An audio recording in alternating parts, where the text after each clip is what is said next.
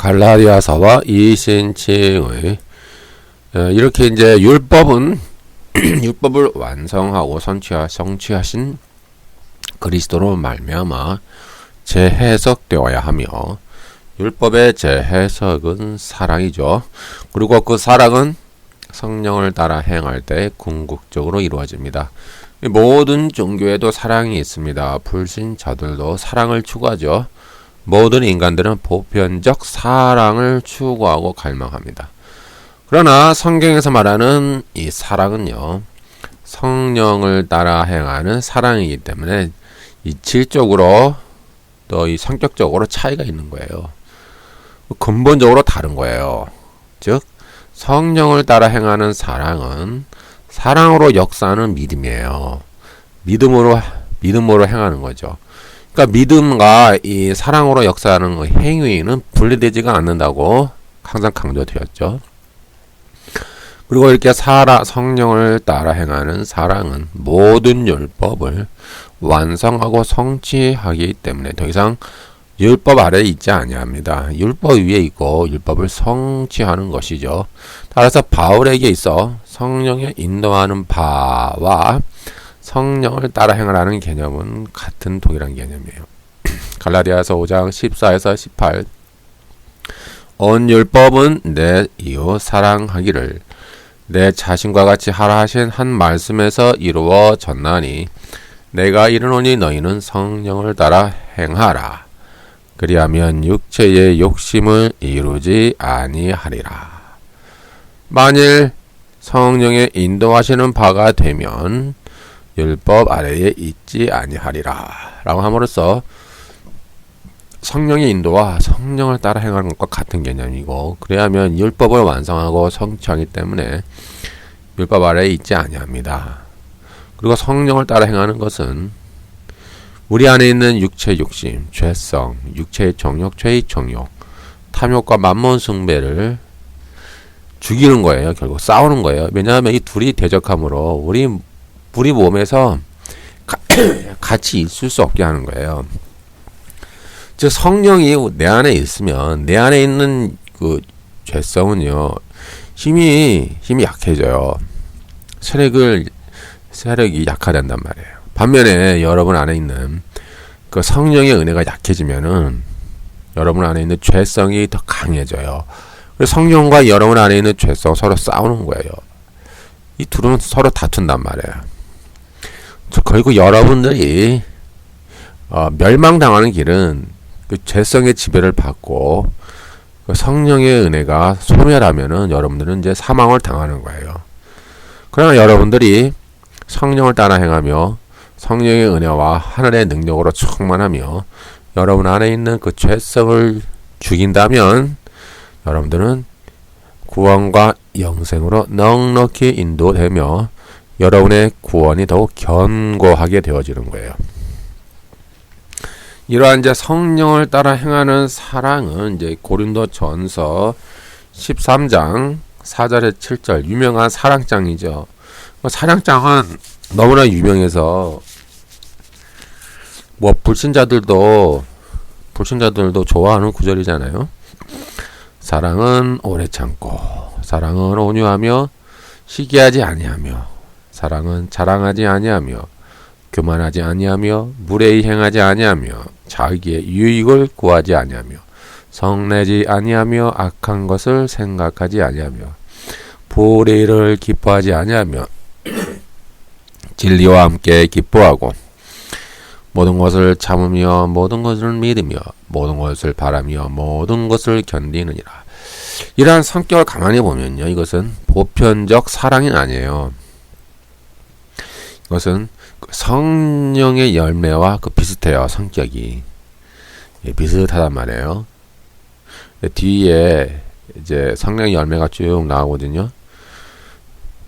그러니까 이것은 하나의 어떤 성령의 열매고 성령이 주시는 성품이고 우리의 변화예요. 내적 변화.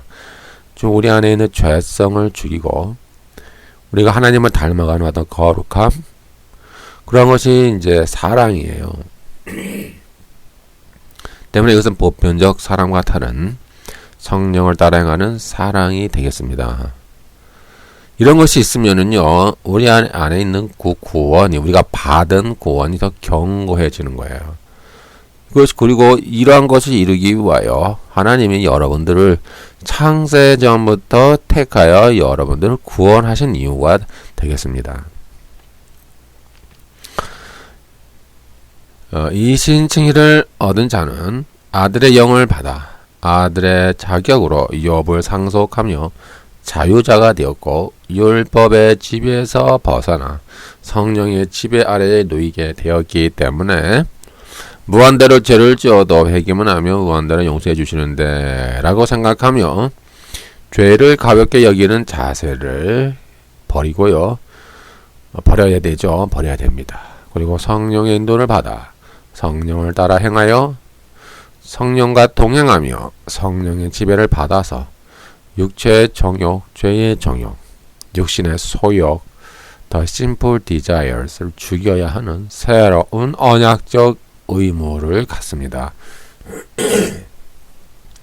이신칭의로 주어진 성령은 새로운 시대, 이 종말의 시대에 이 종말론적 복이에 대해 복, 종말론적 복, 이것이 진정으로 하나님께서 우리에게 주시고자 하는 귀한 선물이고 복이에요. 이 성령은 육체의 정욕을 대적하여 함께 할 수 없게 만듭니다. 갈라디아서 5장 17절 육체의 소욕은 성령을 거스르고 성령은 육체를 거스르나니 이 둘이 서로 대적하므로 너희가 원하는 것을 하지 못하게 하려 함이니라. 이처럼 성령은 이신칭의를 얻은 자의 내면에 있는 그런 육체의 소욕을 죽일 수 있는 하나님의 능력이에요. 하늘의 능력이고 하나님의 종말론적 복이며 종말론적 선물입니다. 왜냐하면 인간의 의지와 노력으로는 절대로 육체의 정욕을 죽일 수가 없어요. 많은 종교들이 있잖아요. 그 종교들의 목적은 뭐예요? 자기를 다스리는 거죠. 자기의 마음을 다스리는 거. 인간의 힘으로 어떤 종교적 수련, 종교적인 고행, 그건 종교성, 또 깨달음, 그런 것들을 통해서 이제 자기를 마음을 다스리는 거죠. 쉽게 얘기해서 마음을 다스리고 해탈한다라고 할까요? 뭐 어떤 깨달음의 경지에 이른다라고 하죠. 이제 그것을 이제 구원이라고 말을 하지만 사실 인간의 의지와 노력으로는 절대로 할 수가 없어요. 어떤 흉내는 낼 수는 있어요. 흉내는 낼 수가 있고 사람들에게 보여줄 수는 있어요. 어떤 종교적으로 어떤 경건한 모양은 우리가 연기할 수는 있어요. 그러나 본질적으로 우리 안에 있는 그런 더러운 죄성, 육체의 정욕, 죄의 정욕, 탐욕, 우상 숭배, 만몬 숭배, 미움, 시기, 질투, 다툼, 분열, 살인, 분노, 증오, 그러한 모든 것들을 우리 자신이 우리 스스로 안에 있는 그것을 죽일 수가 없다는 거예요. 그리고 이 세상의 죄악과도 우리 인간의 스스로의 힘으로 싸워서 이길 수가 없어요. 예. 인간의 힘으로는 절대 불가해요. 절대 안 되는 거예요. 하나님이 그걸 아시죠. 산에 가서 금식하고 고행하며 온갖 종교적 수련을 다 한다고 해서 결코 육체의 소욕을 죽일 수 없어요. 성령은 따라서 에스겔에 예언한 새 영과 하나님의 신이며 신자에게 육체의 소욕 즉 굳은 마음을 제거하고 새 마음을 주어서 하나님의 율례와 규례 즉 뭐예요? 사랑으로 종노릇하는 것, 성령의 열매, 성령을 따라 행하는 사랑을 행하도록 하는 하나님의 은종이 되는 거예요. 에스겔 36장 26절 27절 또 새 영을 너희 속에 두고 새 마음을 너희 속에 주되 너희 육신에서 굳은 마음을 제거하고 부드러운 마음을 줄 것이며 또 내 신을 너희 속에 두어 너희로 내 율례를 행하게 하리니 너희가 내 규례를 지켜 행할지라. 여기서 새 영과 새 마음은 또 새 신, 내 신이 나오죠. 이건 성령을 말하는 거예요. 그러니까 성령께서 우리 안에 오심으로 우리 안에 있는 그 정욕, 죄성을 죽이는 거예요. 그것이 굳은 마음이죠. 굳은 마음을 제거하고 새로운 마음을 주신다는 거예요. 하늘의 가치를 추구하는, 하나님을 열망하는 그러한 새로운 마음. 어떤 누가 시켜서 하는 것도 아니고 억지로 하는 것도 아니고 우리 자발적으로 자원하여 하나님을 스스로 섬기는 그러한 믿음을 말하죠. 이런 새 마음을 우리에게 주시는 거예요. 그리고 이러한 새 영, 하나님의 신은 우리에게 스스로 하나님의 율례를 행할 수 있도록 우리 안에 능력을 주시는 거예요. 왜냐면 우리 스스로는 안 되니까요. 말하잖아요. 성경은 인간의 스스로 힘으로는 절대로 할 수 없다라고 말을 해요. 인간의 의지와 결심으로도 할 수가 없어요. 하나님 율례를 행할 수도 없고 하나님을 믿을 수도 없고 섬길 수도 없고 하나님의 뜻대로 살아갈 수도 없는 거예요. 인간의 의지와 노력은 안 된다니까요. 그러니까 늘 성령의 은혜를 받아야 되는 거예요. 하늘의 생명으로 충만해져야 되는 거예요. 이것이 성령의 본질이라는 거예요. 그래서 이렇게 성령께서 여러분에게 내주하시고 하나님이 여러분에게 성령을 선물로 주시는 이유는 여러분들이 스스로가 하나님의 율례를 행하고 하나님의 규례를 행하게 한다는 얘기예요. 오늘날 신약의 언어로 말하면 주님의 새 계명이 있잖아요. 주님의 새 계명을 지키게 만들어 새 계명을 지킬 수 있는 힘을 주신다라는 거예요. 우리 힘으로는 안 되니까요. 이것이 큰 하나님의 선물이고 하나님의 은혜예요. 근데 이것을 잘 모르는 것 같아요. 오늘날 보면 현대 교인들은 이것을 잘 몰라요. 그냥 뭐 물질의 복, 만사형통이 최고의 복인 줄 알고 높은 자리에 올라가서 여봐라, 아무도 없느냐 이렇게 명령을 내리는 자리에 올라가는 것이 축복인 줄 알고요. 뭔가 본질을 떠났잖아요. 자꾸 본질을 이탈하고 있는 거예요. 현대 기독교가.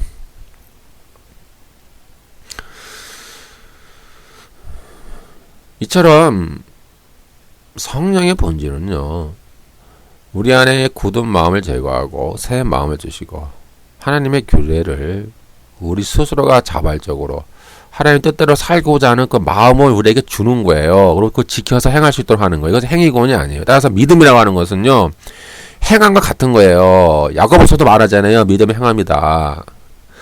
마찬가지예요. 성령을 주시는 것은 여러분이 하나님 뜻을 행하도록 하기 위함이에요. 이것이 갈라디아에서 말하면은 성령을 따라 행하라. 그럼 같은 말이란 말이잖아요. 이렇게 맥이 통하잖아요.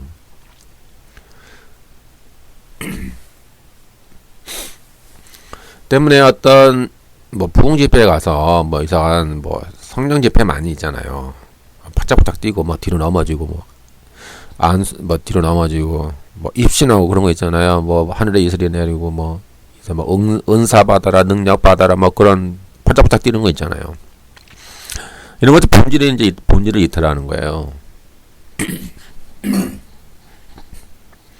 이러한 이제 성령의 의미를 이들 잘 모르니까 이들이 교회 무당이 되는 거예요. 그러니까 무당처럼 팔짝팔짝 뛰는 거예요. 그리고 뭐 성령 받아라, 성령 받아라, 내 손에서 불이 나간다, 불 나간다, 뒤로 넘어진다, 입신한다, 뭐 이따위 소리 하는 거예요. 교회 무당들이. 이상한 그 종류도 많아요. 뭐 이상한, 하여튼 이 사이비 신비주의 성령 운동들이 여러 단체들이 있어요. 그래서 이 결합이 돼가지고 참 여러 가지로 활동을 해요. 여러 가지로 활동하고 다닌다고요, 지금. 교환해서 그걸 무분별하게 받아들이는 거예요.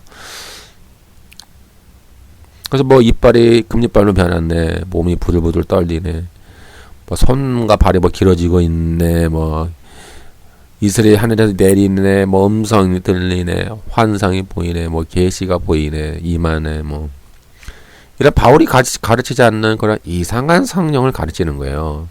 그리고 성령의 열매가 중요하거든요. 성령의 열매가 목적이고 성령의 열매가 최고의 중요한 가치인데 이 성령의 열매를 강요하지 않아요. 이들은 그냥 체험만을 강조해요. 신비적인 어떤 체험, 어떤 몽환적인 거, 어떤 마약을 하면은 뭔가 몸이 붕 떠서 어떤 몽환적인 경험을 하는 것처럼 마약을 하면 어떤 성령의 어떤 체험을 뭐 몽환적인 것처럼 붕 떠서 뭔가 어떤 이상한 경험하고 뭐 이상한 체험하고 뭔가 마약을 한 것처럼 뭐 뿅 하는 거 있잖아요. 기분이 뿅 가가지고 기분이 막 멍덩해가지고 기분이 알딸딸해서 이렇게 뭐 뭔가 이상한 체험을 하는 것을 성령 운동이라고 생각하는 것이 이제 사이비가 되고 이것이 미혹의 영이 되고 이것이 이제 요한계시록에 나오는 그 사이비가 되고 예수님도 말씀하셨잖아요. 거짓 사도, 거짓 선지자들이 오면은 앞으로 기적을 많이 행할 것이다. 그들이 기적을 행하면서 많은 사람들이 미혹을 받을 것이라고 이미 성경에 예언돼 있잖아요. 비슷한 개념들이 나오는 거예요, 오늘날. 그렇다고 제가 성령의 은사를 부인하는 것은 아니라고 제가 많이 강조했어요. 제가 강의를 이미 성령과 은사 강의했으니까 한번 보세요. 저도 방언의 은사 하고요. 저도 방언 통역하며, 저도 예언하며, 투시의 은사가 있고, 기타 등등 다양한 은사가 있습니다. 저는 그걸 중요하게 생각하지 않아요. 그걸 강조하지도 않고요. 뭐 제가 자랑하는 게 아니니까 오해하지는 마시고요. 성령의 은사는 교회론의 종속이 되는 거예요. 제가 이미 강의했으니까 들어보세요. 성령의 은사는 제가 부인하지 않아요. 오늘날 보면은 또 개혁주의 그룹 가운데에 성령의 은사를 부인하는 그룹이 있는데 그것은 옳지가 않아요. 성령의 은사를 부인할 필요가 없는 거예요. 성령의 은사는 나타난다니까요. 그러나 성령의 은사의 목적은요, 이게 마약을 해서 몸이 몽환적으로 빠져서 멍동해지고 몸이 막 이상한 기분으로 붕 떠서 신비적 체험을 하는 게 그 목적이 아니에요. 성령의 은사의 목적은 교회를 세우는 거예요. 쉽게 얘기해서 각 지체를 연합해서 지체가 연합해서 각 지체를 세우고 서로 은혜를 공유하고 서로 하나님의 은혜와 하나님의 선물을 공유하고 서로 세우고 서로 세워줌으로 하나의 교회를 이루어가는데, 교회가 성전이잖아요. 하나의 백성의 성전이잖아요. 건물이 성전이 아니라고요. 건물은 그냥 건물일 뿐이에요. 시멘트, 철근, 콘크리트, 건물은 그냥 종교시설. 그 종교시설 크게 짓는다고 하나님 영광 받지도 않고, 종교시설 짓기 위해 건축 권금 낸다고 하나님이 복을 주는 것도 아니니까 오해를 하지 마시고, 제가 강의 이미 해놨으니까 한번 들어보세요. 예수 성전, 참성전 그 강의가 있어요. 그런 건물을 짓는데 투자하고 뭐 건물을 크게 짓는다고 하나님이 기뻐하는 게 아니라, 성경에서 말하는 진정한 성전은 하나님의 백성, 신자, 성도가 진정한 성전이에요. 그 성전이 이렇게 지어가는 거. 그 성전이 이렇게 연합해서 그 성전이 지어가서 서로 성장해서 하나님을 아는 지식까지 자라고, 그 성인이 되어서, 영적 성인이죠. 믿음의 성인이 되어서 거룩하게 변화가는 것. 그런 도구로 쓰여지는 게 은사예요. 성령의 은사. 그러니까 교회에 봉사하기 위한 목적으로 주시는 게 은사라고요. 뒤로 벌레당 넘어지고 뭐 그런 거 어떤 체험, 신비적이지 어떤 체험을 하는 게 목적이 아니에요. 그건 이단 사이비죠. 사이비들은 그냥 어떤 체험을 목적으로 해요. 체험. 붕 뜨고 마약하는 것처럼 뭔가 뭐 보는 거, 이상한 느낌, 아싸 뭐 아주 쌈박한 느낌, 뭐 어떤 거 체험 같은 거를 원하는 게 그것은 이제 이단 사이비고, 진정한 성령의 은사는 교회를 세우고 교회를 봉사하는 거예요.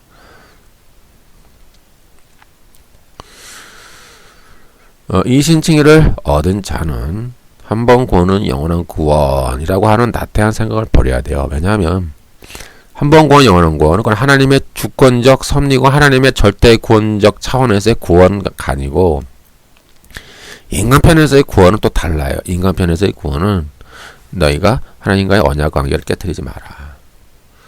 너희가 성령을 따라 행하고 믿음의 행위인 사랑을 역사하는, 사랑을 따라 행하는 그런 믿음의 행위를 해라. 그렇지 않으면 너희의 구원은 상처를 받는다. 너희가 너희 자신의 몸을 쳐서 복종시켜서 너희가 구원을 이루어 가라. 아직 저 남아있는 안식이 있으니 저 남아있는 안식에 너희가 들어가기 위해서 너희가 순종해라. 불순종하는 그런 구약의 이스라엘 백성들처럼 광야에서 하나님께 불순종하여 40년 동안 광야에서 죽어갔던 그런 이스라엘의 그 불순종의 본받지 말아라. 우리에게는 아직 저 남아있는 안식이 있으니 저 안식에 들어가기를 힘쓰라라는 그 인간 편에서의 구원이 있는 거예요. 이걸 헷갈리시면 안 된다니까요. 또 하나님 편에서의 구원은 예정론이죠. 예정론. 하나님이 창세 전에 하나님이 절대 주권으로 하나님이 택한 하나님의 약속의 자녀가 있어요. 이건 하나님 편에서의 예정이죠. 또 그러나 인간 편에서의 구원은 주님이 이 세상의 모든 사람의 죄를 담당하기 위해 십자가에 죽으셨어요. 주님은 이 세상의 죄를 담당하기 위해서 십자가에 죽으셨고요. 하나님은 모든 사람이 회개하여 모든 사람이 다 주의 백성이 되기를 원하시는 거예요. 이렇게 보는 관점에 따라 그 알미니안적인 요소가 있고 또 칼빈주의적인 요소가 있고 또 만인구원설의 어떤 요소도 있고 아니면 또 택한 자의 구원에 대한 요소도 있고 이게 다양한 그 관점들이 성경 안에 이렇게 존재해요. 그러니까 다양하다고요. 그러니까 어떤 관점에 따라 보느냐에 따라서 그 보는 관점에 따라 틀린 거예요. 때문에 우리는 하나님의 절대 주권의 입장인 한 번 구원은 영원한 구원, 한 번과 영원한 구원 이런 것을 우리 인간의 입장에서 함부로 남발하면 안 돼요. 그것은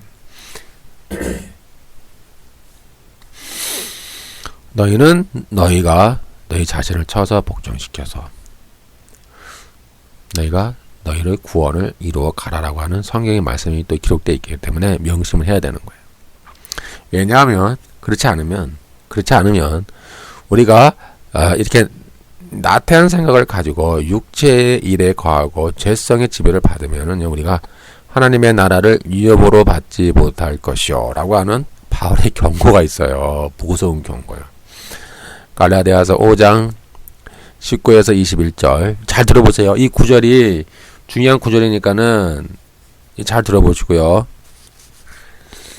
오늘날 개신교 내부의 복음주의가 얼마나 변질되었는가를 한번 보세요.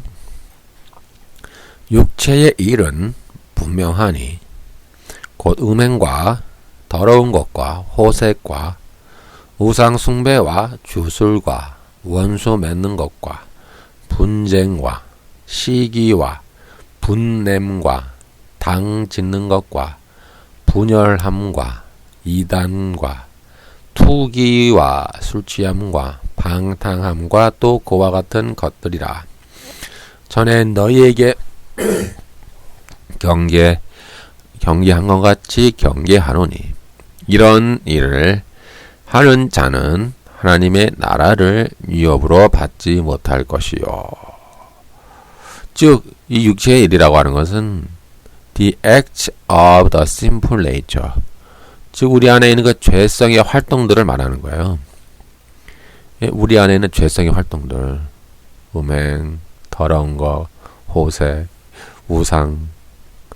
여기서 말하는 우상 숭배는요, 눈에 보이는 우상도 있겠습니다만, 눈에 보이지 않는 우상 있잖아요. 여러분 안에 있는 만몬 숭배.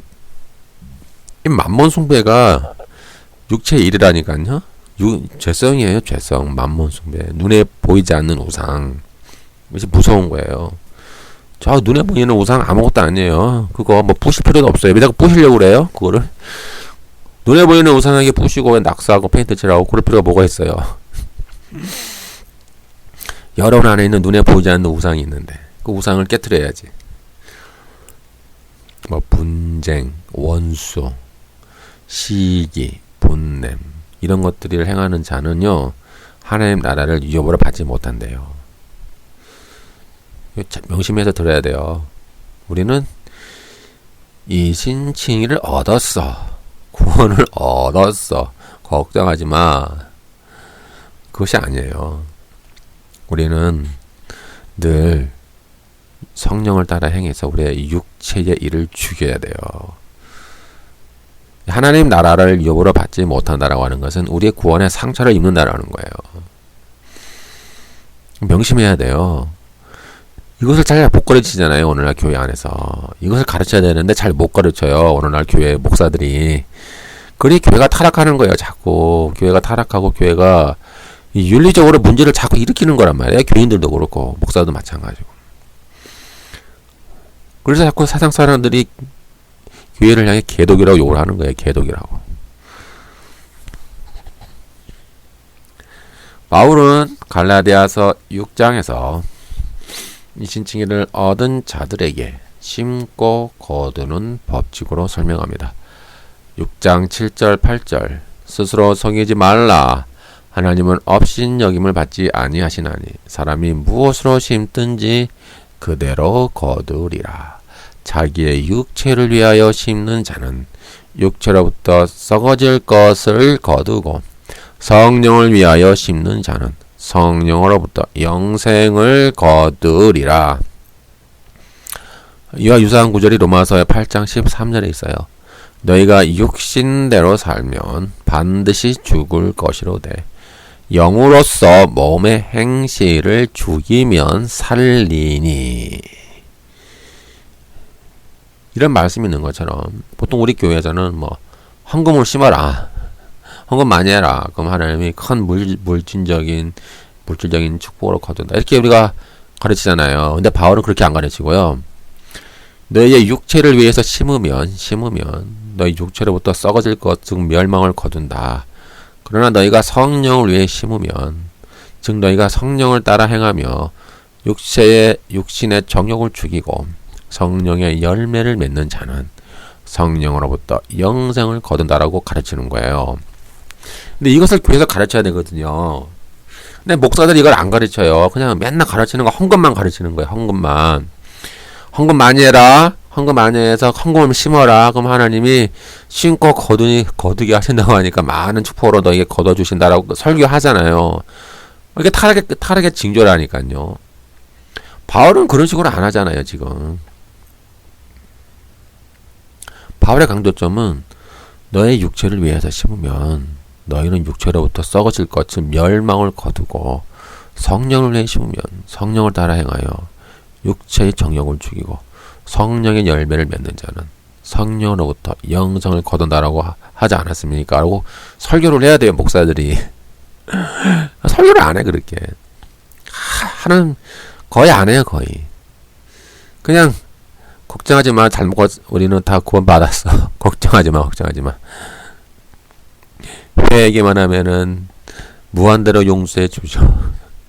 만사 영통. 잘 먹고 잘 살아야 돼. 복을 누려야 돼. 하나님 복을 주셔. 걱정하지 마. 그러다가 믿고 죽으면 천당가. 그렇게 설교하고 있으니 얼마나 한심합니까? 한심한 거예요. 한심한 거예요.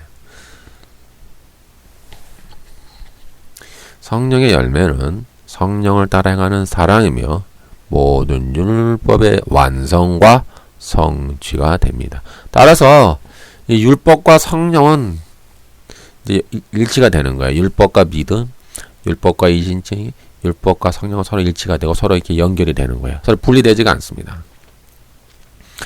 아까 처음에 살펴본 것처럼 믿음은 입술만의 고백이 아니며 사랑으로 증명되는 믿음이 되어야 된다고 그랬죠.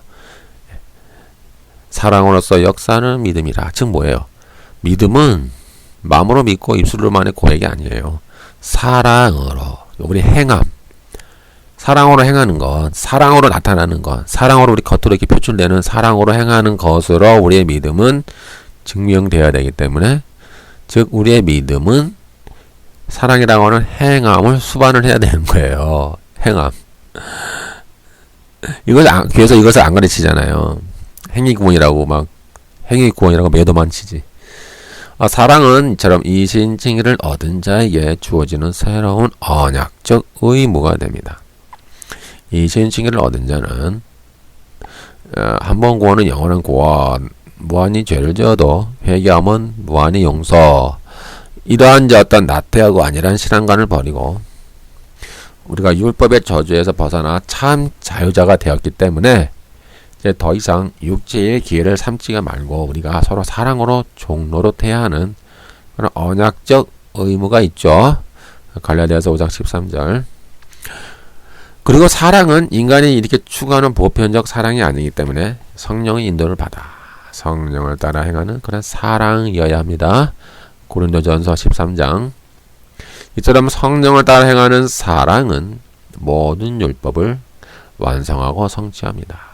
그리고 성령을 따라 행하는 것은 육체의 소욕을 죽이고 성령의 열매를 맺음으로 절정에 다다릅니다. 따라서 성령의 열매는 성령을 따라 행하는 사랑이고 모든 율법의 완성과 성취이며 이신 칭의를 얻은 자의 새로운 언약적 의무가 됩니다. 이런 점에서 성령의 열매는 성령을 따라 행하는 사랑인 고린도전서 13장과 본질적 의미에서 동일하다고 할 수 있어요. 성령의 인도를 받는 자는 성령을 따라 행하며 육체의 일과 육체의 정욕을 죽이고 성령의 열매를 맺기 때문에 모든 율법을 완성하고 성취하는 자가 되며 더 이상 율법 아래에 있지 않게 됩니다. 뭐 안식일 지켜야 된다? 그딴 거 필요 없다라는 거예요. 여러분들이 성령을 따라 행하면 돼요. 안식일 지키지 않으면 공 못 받는다? 그딴 거 필요 없다라는 거예요. 요즘 할례법은 이제 더 이상 없으니까 상관없고요. 뭐 구약의 율법을 지켜야 된다? 그딴 거 필요 없다라는 거예요. 앞으로 주님이 재림하시면은요, 성령의 은사는 소멸이 돼요. 그러나 성령의 열매는 영원히 가요. 그래서 이 땅에 이제 주님이 오시면은 우리는 이처럼 이제 성령을 따라 행하는 그 사랑만이 남는 거예요. 결론은 사랑만 남는 거예요. 그것이 율법의 완성이니까 다시 뭐 성전을 지어서 저 팔레스틴 땅에 성전을 지어서 다시 구약의 제사로 돌아가고 다시 동물 제사 드리고 뭐 구약에 다시 뭐 율법을 지키고 다시 안식을 지키고 뭐 그런 구약의 율법을 다시 지키는 시대로 돌아가는 게 아니에요. 그게 아니란 말이에요. 아, 내가 좀 이게 미치겠습니다. 그렇게 자꾸 주장하는 그 세대주의자들이 있는데 아주 정말 미치겠습니다. 남는 것은 이제 성령을 따라 행하는 사랑밖에 없어요. 그게 천국의 본질이잖아요. 그게 천국의 본질이에요. 그게. 그러니까 모든 구약의 율법, 모든 전체를 이제 완성하고 그 자체가 하나님의 율법이에요. 사랑. 그래서 율법의 껍데기가 필요 없다니까요. 안식일 필요 없다니까요. 지금도 필요 없지만은 주님이 오신 다음에도 안식일 필요 없어요. 매일매일. everyday 365일. 매일매일이 주의 날이고 매일매일이 거룩한 날이에요. everyday 365일이 거룩한 날이라고요. 매일매일 everyday가 하나님께 예배드리는 거룩한 날이란 말이에요. 이제 주님이 오시면은 동물제사 드릴 필요도 없어요. 여러분들이 거룩한 삶의 제사를 드리는 거예요. 동물의 피가 더 이상 필요 없어요. 근데 왜 자꾸 다시 성전을 지어서 동물의 제사를 드린다고 강조하는지 이해를 못하겠네요. 여러분의 삶의 제사, 거룩한 삶, 그것이 진정한 제사란 말이에요. 그것이 살아있는 산 제물이란 말이에요. 여러분들이 그걸 드리란 말이에요. 이제 드리라고요. 중요한 구절입니다. 갈라디아서 5장 16절에서 16절 18절 쭉 볼까요? 예, 그 클라이막스예요. 이거는 그 갈라디아서의 클라이막스고 이것이 그 로마서에도 이제 등장해요. 비슷한 개념이 보면은 내가 이르노니 너희는 성령을 따라 행하라. 그리하면 육체의 욕심을 이루지 아니하리라. 너희가 만일 성령의 인도하는 바가 되면 율법 아래에 있지 아니하리라. 오직 성령의 열매는 사랑과 희락과 화평과 오래 참음과 이게 중요한 거예요. 이게요. 구약의 모든 율법을 완성하는 거예요.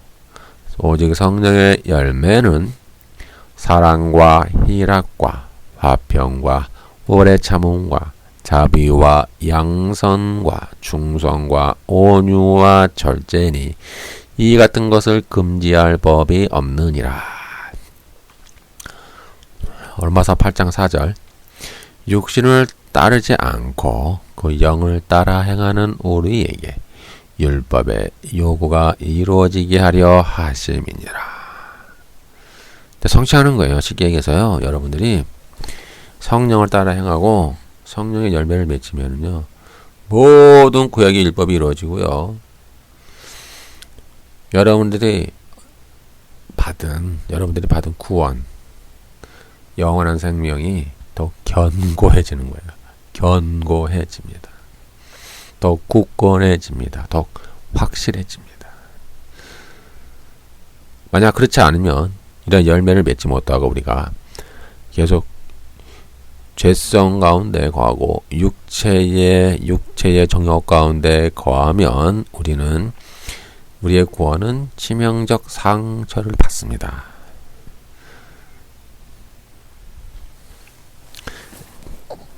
자, 이제 제가 읽은 이러한 성령의 열매가 갈라디아서의 절정입니다. 때문에 믿음과 성령과 율법은 서로 이렇게 상호 관계가 있어요. 서로 분리되지 않죠. 서로 이걸 하나로 연결된다는 것을 이해를 하셔야 됩니다. 네. 따라서 이신칭의와 이런 성령의 열매는 분리되지 않는 하나의 구원 여정입니다. 이신칭의에서 시작한 구원은 성령의 열매를 맺어 절정에 이르릅니다. 이신칭의는 성령을 따라 행하여 육체의 일과 육체의 소욕을 죽이고 서로 사랑으로 정노릇하여 성령의 열매 맺는 삶을 향하여 나아갑니다. 이신칭의가 머리라면 성령의 열매는 몸통과도 같죠. 성령의 열매는 성품의 변화와 행위의 변화 모두를 아우릅니다. 왜냐하면 성령을 따라 행함이기 때문에 그렇습니다. 어떤 자들은 성품의 변화만을 의미한다라고 주장하는데 전혀 그렇지 않습니다. 왜냐하면 성령의 인도를 받고 성령을 따라 행함의 결과이기 때문입니다. 또 머리와 몸통을 분리할 수 없듯이 이신칭의와 성령의 열매는 서로 분리되지 않고 하나로 연결된 참 생명이고 참 구원입니다. 이신칭의가 구원의 즉각성이라면 성령의 열매는 구원의 점진성이죠. 이제 이런 개념이 많이 등장해요. 성화도 마찬가지예요. 성화도요, 즉각적 성화가 있고 점진적 성화가 있어요.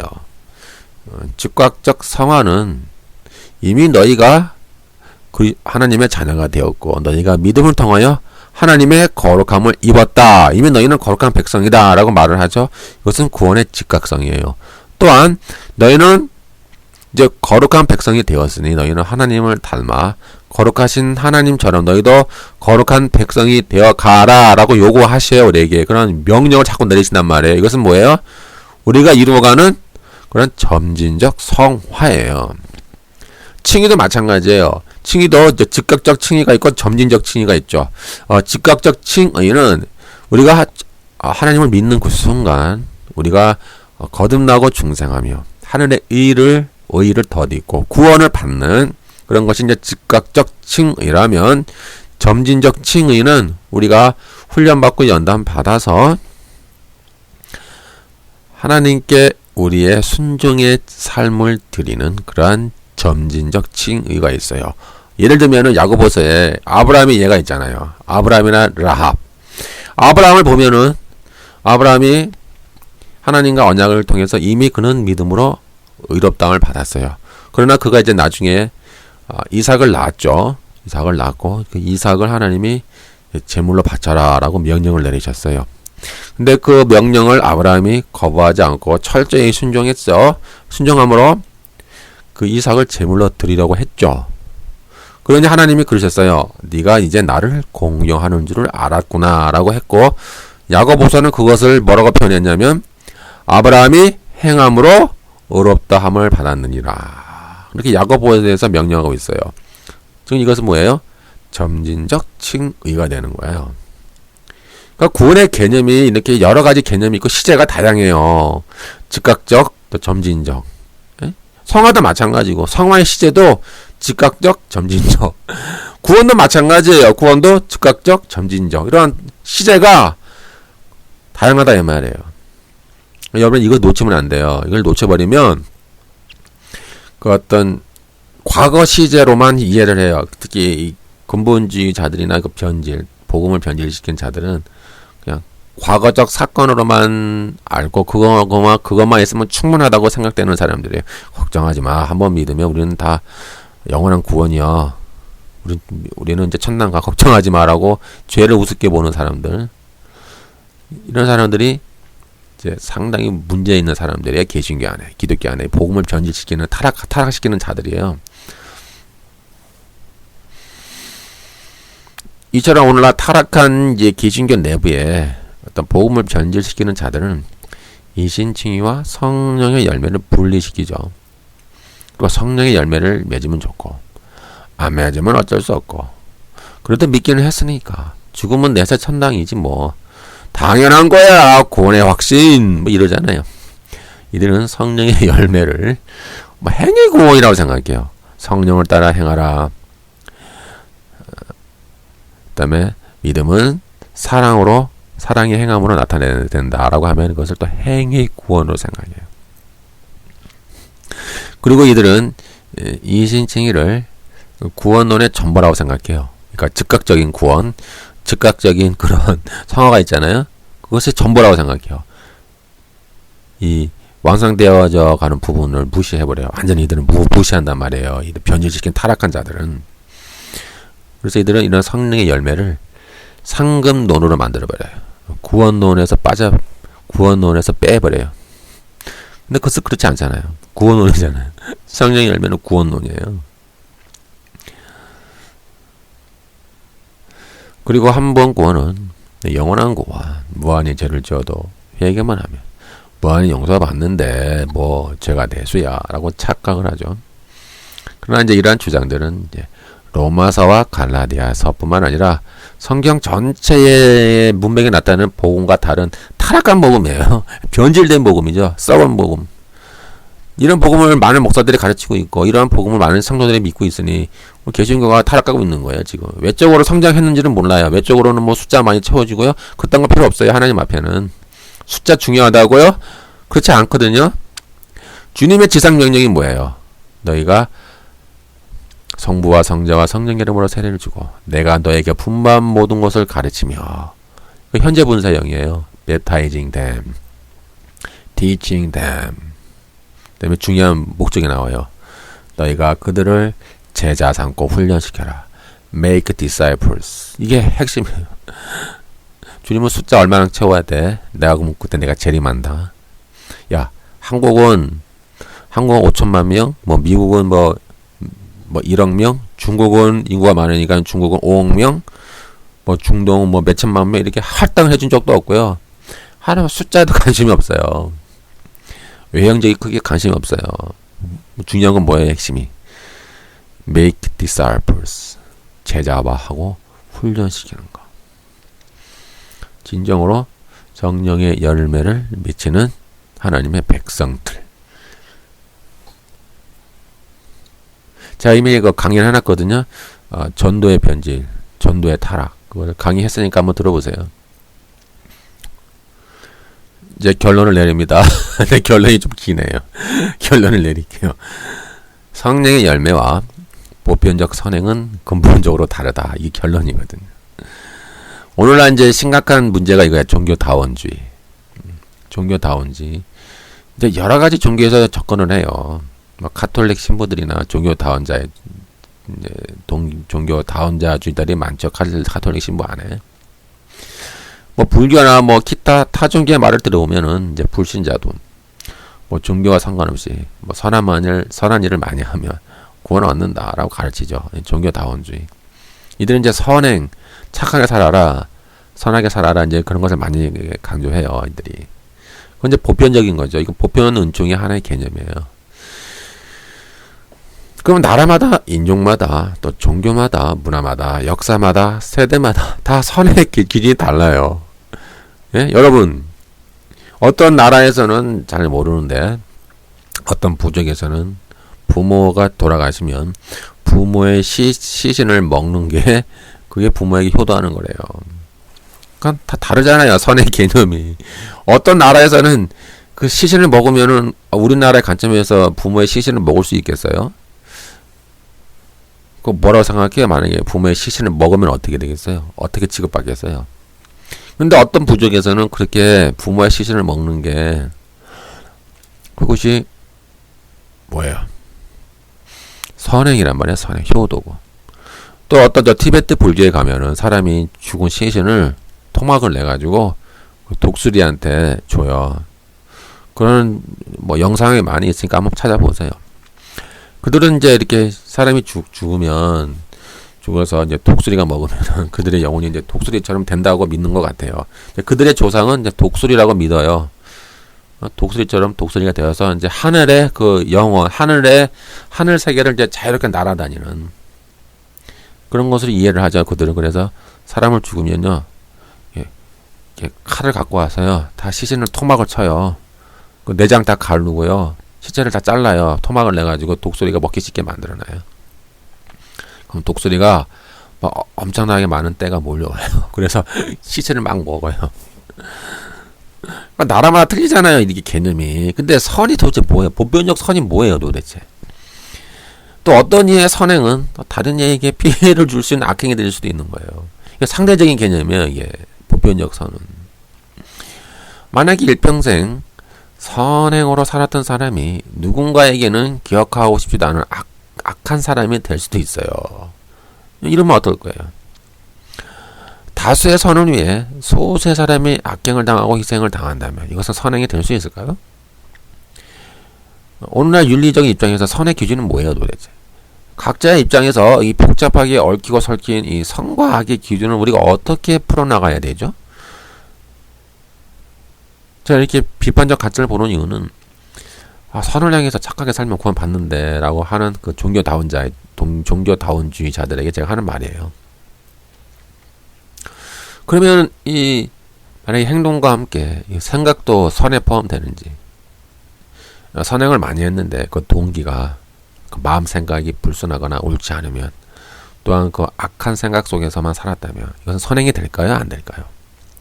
겉으로는 선행을 했지만 그 마음속에 분노와 미움과 증오와 그 저주가 가득했다면 그것은 선행이에요? 아니에요? 어떨까요, 여러분이? 어떻게 생각하세요? 자기와 다른 종교, 이교도를 미워하거나 증오하거나 죽이는 행위는 선일까요? 악일까요? 기준이 틀리잖아요. 그네들의 입장에서는 선이고 또 제3자의 입장에서는 악이 될 수도 있고. 이처럼 개인의 환경과 여건과 문화와 가치관과 풍습에 따라 또 종교적 상황에 따라 선행의 기준은 다 각각 달라요. 어떻게 보편적 선행이 어떻게 구원을 얻는 기준이 될 수 있어요? 예, 그건 애매한 거예요. 그래서 종교다운주의 자체가 모순들이에요, 이들이.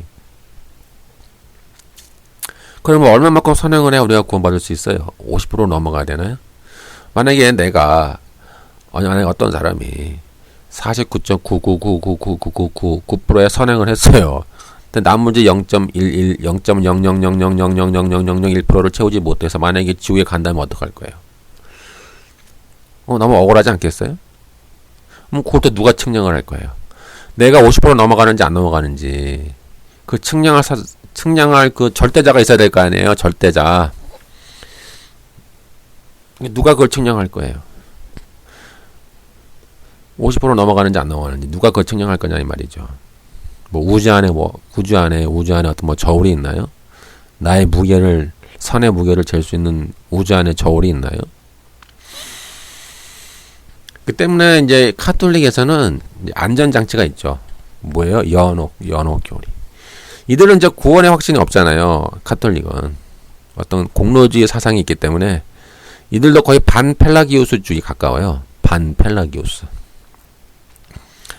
때문에 이들은 이제 구원의 확신이 거의 없죠. 왜냐면 선행 구원, 보편적 선을 따라 행하는 구원이기 때문에 안전장치로 연옥 교리를 만들었어요. 그래서 이들은 이제 지상에서 누군가가 기도해주고 어떤 공로를 쌓으면 이들이 이제 천국 갈 수 있다라고 이제 자기들 스스로가 만들어낸 거죠. 성경에도 없는 개념들. 그렇다면 이제 성경의 기준으로 판단하건대 이런 이제 보편적 선행은 또한 하나님이 주시는 일반 은총의 영역이에요. 사실은 일반 은총의 영역이고요. 일반 은총의 영역이라고 하는 말은 이 세상의 악을 억제하기 위한 하나님의 통치 하나의 방식이에요. 구원과 전혀는 관계가 없고요.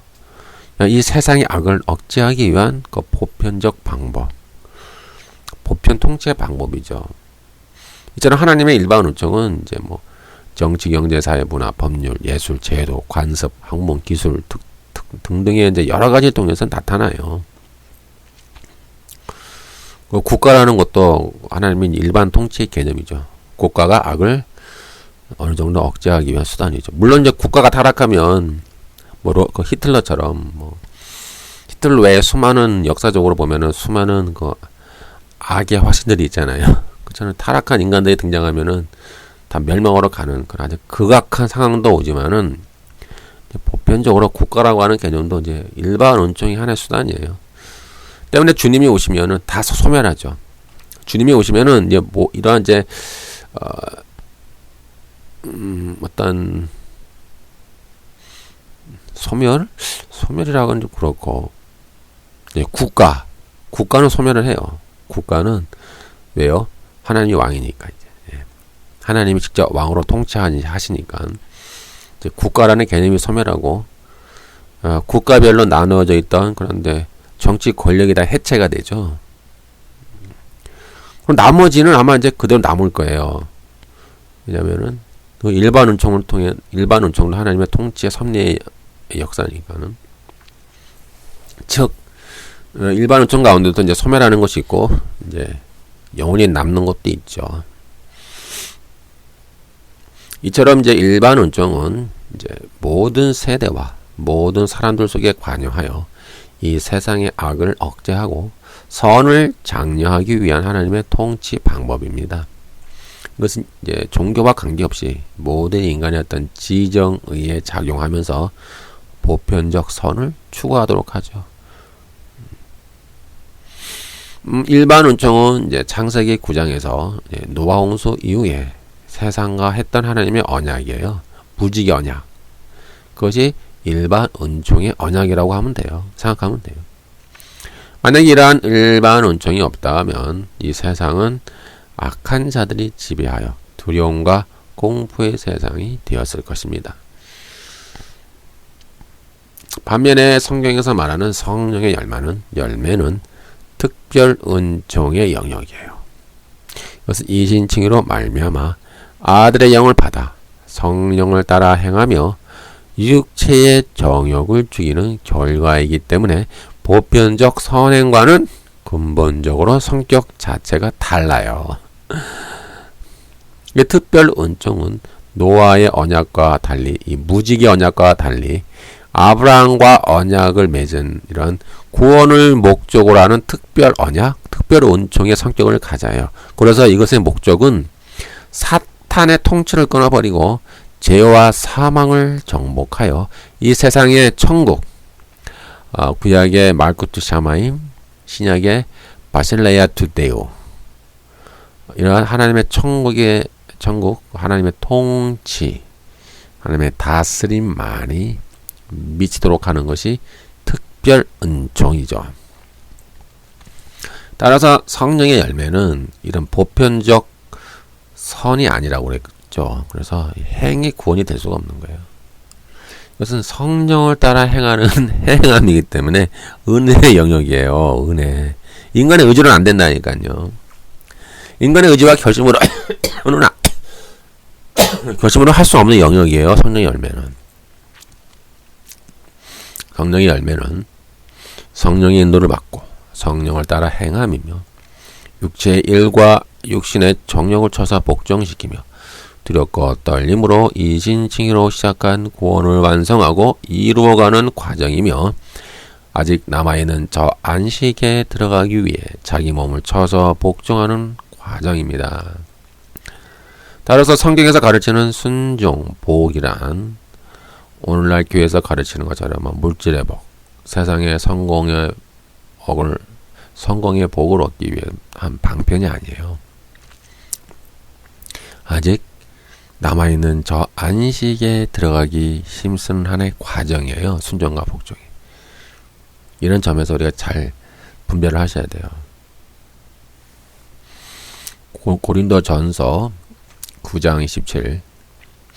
내가 내 몸을 쳐 복종하게 함은 내가 남에게 전파한 후에 자신이 도리어 버림을 당할까 두려워함이라.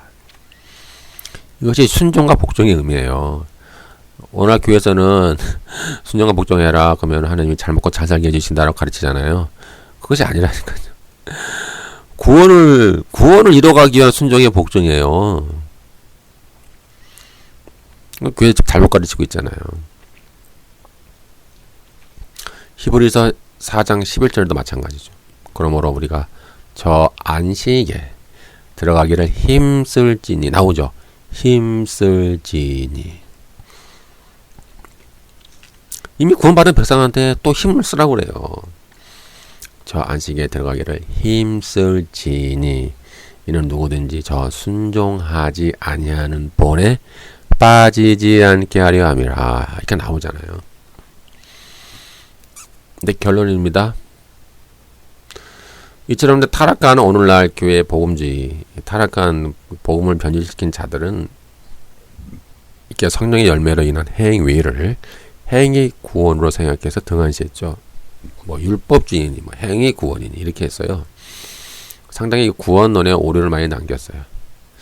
그래서 이제 목사나 신자나 막 다 죄를 짓는 거예요. 하는 거 봐니까 뭐 교회 안에서는 거룩한데 교회 바깥에만 나가면은 거짓말하고 사기 쳐먹고 그냥 죄 짓고 탐욕과 부패 커넥션에 연루돼 있고 그렇게 살고 있는 거예요. 지금 이들이.